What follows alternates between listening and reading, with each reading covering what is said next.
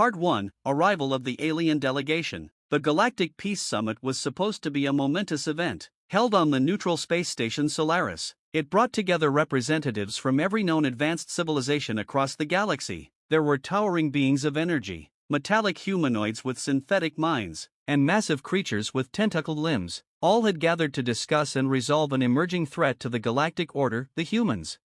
At the center of the room sat Earth's representatives, a group of human diplomats, military officials, and scientists. Though small compared to some of the other species in attendance, their presence commanded attention. Humans were a relatively new species on the galactic stage, but they had already proven themselves unpredictable and dangerous. For centuries, humans had been overlooked, seen as fragile creatures from a distant death world called Earth. They weren't initially considered a threat, but their rapid advancement in technology and their unyielding spirit in the face of conflict had begun to concern the galactic community. No matter how overwhelming the odds seemed, humans never backed down, and recently, their actions had become troubling. "Why did you call this summit?" asked an alien with translucent skin, his voice a mix of irritation and confusion. What could these humans possibly have done to warrant such a gathering? The room fell silent as the alien delegate from the Quaro Empire stepped forward. His skin shimmered with a soft silver hue, and his piercing eyes scanned the room. He had seen the human threat firsthand, and he was the one who had called for the summit. "They've gone mad," he said, his voice grave. "When humans go mad, even the gods can't save you." The delegates murmured among themselves. Madness? The Quaro delegate was known for his seriousness, not for hyperbole. What could he possibly mean? The Quaro leaned forward, his expression haunted. "Let me tell you a story, one that many of you don't know. It is the reason why I believe the humans are far more dangerous than we ever imagined." Part 2: The Quaro's Warning. Years ago, the Quaro Empire made contact with Earth, long before most of you even knew of their existence. The alien delegate began, his voice echoing across the room. "We saw their rapid technological advancements and their capacity for violence during their wars. At first, we believed we could manipulate them, guide them toward peace while benefiting from their ingenuity, but we soon realized we had made a mistake." He paused, his gaze turning toward the humans seated at the table. The human diplomats shifted uncomfortably, but they said nothing. "We didn't understand them," the Quaro delegate continued. "We didn't realize that humans are unlike any other species. When pushed to the brink, when faced with annihilation or defeat, something happens to them. They don't surrender, they don't negotiate, they snap." The delegate clenched his fists, as if reliving a painful memory. The Quaro Empire had a colony on the outskirts of human space. It was small, inconspicuous, but then, a misunderstanding occurred, a minor skirmish between our forces and a human fleet. We thought it was inconsequential. We assumed the humans would back down, as most species do when faced with superior technology and firepower. He glanced around the room. They didn't. Instead, they retaliated with a ferocity we hadn't anticipated. They attacked our colony, and when we responded with force, they escalated. It was like watching a wildfire spread, unstoppable. Every time we thought we had them cornered, they pushed back harder. They fought with a desperation that made no sense. The room was silent, the weight of the story settling over the alien delegates like a dark cloud. Then, something changed, the Quaro delegate said quietly. Their leaders ordered an evacuation of their colony. We thought they were retreating, finally realizing the futility of the conflict. But instead, they unleashed a weapon we hadn't even known they possessed, a weapon that defied all logic, all sense of preservation.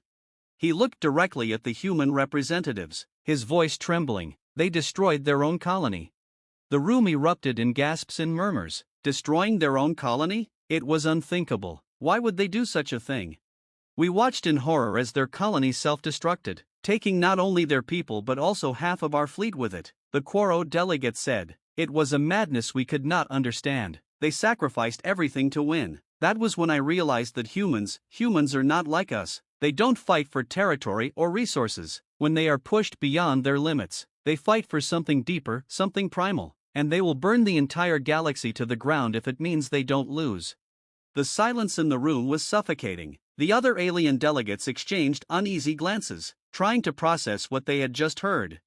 "What weapon did they use?" one of the delegates asked, breaking the silence. "What kind of technology could cause such destruction?" "It wasn't just a weapon," the Quaro delegate replied. It was their mindset, their willingness to destroy everything, including themselves, to achieve victory. No species in the galaxy fights like that. Not even the gods could save us if all humans went mad. Part 3, The Human Perspective. Sitting at the table, Captain Elena Kovac, the human military advisor, listened to the Quaro delegate's story with a stony expression. She had heard similar accusations before, stories of humanity's ruthlessness in battle, of their refusal to back down even in the face of overwhelming odds. When the room finally settled, Kovac stood. She was tall and imposing, with a calm demeanor that belied the fire burning beneath her surface. "Let me clarify something," Kovac said, her voice steady. What the Quaro delegate described was not madness, it was survival. Humanity has faced extinction countless times throughout its history, on our homeworld, in space, against forces we didn't understand, and each time, we've adapted. We've learned to survive in ways that may seem incomprehensible to others, but make no mistake, our actions are not madness, they are calculated. Her gaze swept across the room, meeting the eyes of each alien delegate. The destruction of that colony wasn't a senseless act, it was a message. We were telling the Quaro Empire that we would not be conquered, we would not allow ourselves to be subjugated. Not by them, not by anyone, and if you think that makes us dangerous, you're right, but that's not something we're ashamed of. A murmur rippled through the room, but Kovac wasn't finished. Every species here has its limits, she continued, lines that they won't cross, even in the heat of battle. Humanity has no such limits. When we're cornered, we'll do whatever it takes to survive. But you've all misunderstood something important.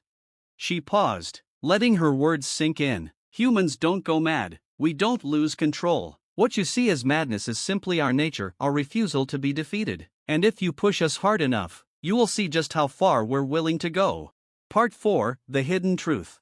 After the summit concluded, a quiet tension lingered in the halls of Solaris. Delegates from various species retreated to their chambers, discussing in hushed tones the implications of what they had learned. Humanity was a force unlike any other, but there was something else, something the Quaro delegate hadn't shared with the others. Later that night, Captain Kovac received a private message from the Quaro delegate, requesting a meeting. In a quiet chamber, the two stood face to face. The Quaro's expression was different now, less haunted, more wary. "Why did you really call this summit?" Kovac asked, her voice low. The Quaro delegate hesitated before speaking. "It wasn't just about the destruction of our colony. There's something deeper happening, something that most of the galaxy doesn't know. The humans in that battle, they weren't just fighting to win, they were fighting because they had no other choice." Kovac narrowed her eyes. "What do you mean?" The Quaro delegate took a step closer. "We've discovered something in your species, something dormant, something primal. It's not madness, it's evolution. When your people are pushed too far, they change. We saw it during the battle. They became something else, something more. Their strength, their resilience, their ability to survive, it's not normal. You know it, don't you?" Kovac's heart pounded, but her face remained impassive. "I don't know what you're talking about." The Quaro leaned in, his voice barely a whisper. "Your people have a hidden potential, one that even you don't fully understand. We saw it during that battle. When humans are pushed to the edge, they tap into something dangerous. If the rest of the galaxy finds out, they will fear you even more than they do now. I called this summit to warn them, to warn you. If humans go too far, the galaxy will burn." Kovac remained silent, her mind racing. The Quaro delegate turned to leave but paused at the door. "Be careful, Captain. Your people have the power to destroy us all, and when humans go mad, even the gods won't be able to stop what's coming." Part 5, The Future. Captain Kovac stood alone in the chamber, staring out at the stars. The Quaro delegate's words echoed in her mind. Humanity had always been a species of survivors, willing to do whatever it took to endure. But now, a new question lingered. What would happen when the galaxy pushed humanity too far? As the stars blinked in the distance, Kovac knew one thing for sure. The galaxy had seen only a glimpse of what humans were capable of, and if that potential was ever unleashed, nothing, not even the gods, would be able to stop them. The universe wasn't ready for what was coming.